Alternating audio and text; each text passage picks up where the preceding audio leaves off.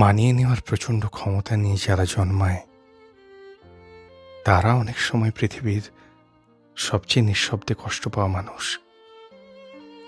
বাইরে থেকে তাদের জীবন খুব স্বাভাবিক মনে হয়, কারণ তারা ঝগড়া করে না, অভিযোগ করে না, সম্পর্ক ভাঙতে চায় না। সবাই ভাবে তারা খুব শক্ত মানুষ, কিন্তু আসলে তারা শক্ত নয়। তারা শুধু অভ্যস্ত নিজের ভেতরের অস্বস্তি আর কষ্টগুলোকে চুপচাপ গিলে ফেলতে। আমাদের সমাজে একটা কথা খুব খুব সহজে বলা হয়, মানিয়ে নাও, তাহলে ভালো থাকবে। কিন্তু কেউ কখনো ভেবে দেখে না এই মানিয়ে নেওয়ার দায়টা কেন সবসময় একই মানুষের উপর এসে পড়ে। যে মানুষটা একটু নরম, একটু সহনশীল, শেষ পর্যন্ত সব বোঝার দায়টাও তার কাঁধে চাপিয়ে দেওয়া হয়।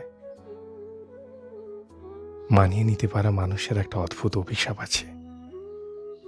সে যখন প্রথম অন্যায়টা মেনে নেয়, তখন সবাই ভাবে এটা তো সমস্যা না, সে তো মানিয়ে নিতে পারে। তারপর আরেকটা, তারপর আরো একটা। ধীরে ধীরে তার সীমারেখাগুলো মুছে যেতে থাকে। কেউ আর ভাবেও না যে এই মানুষটারও কষ্ট হয়, তারও না পারার জায়গা আছে। একটা সময় দেখা যায় সে মানুষটা নিজের ইচ্ছে, নিজের স্বপ্ন, নিজের অভিমান সবকিছু একটু একটু করে ছেড়ে দিয়েছে, শুধু সম্পর্কটা টিকিয়ে রাখার জন্য, একটু শান্তিতে থাকার জন্য, অথবা অথবা কাউকে হারাতে না চাওয়ার জন্য। কিন্তু তবুও তার প্রাপ্যটা সে পায় না। মানিয়ে নিতে পারা মানেই ভালো থাকা না।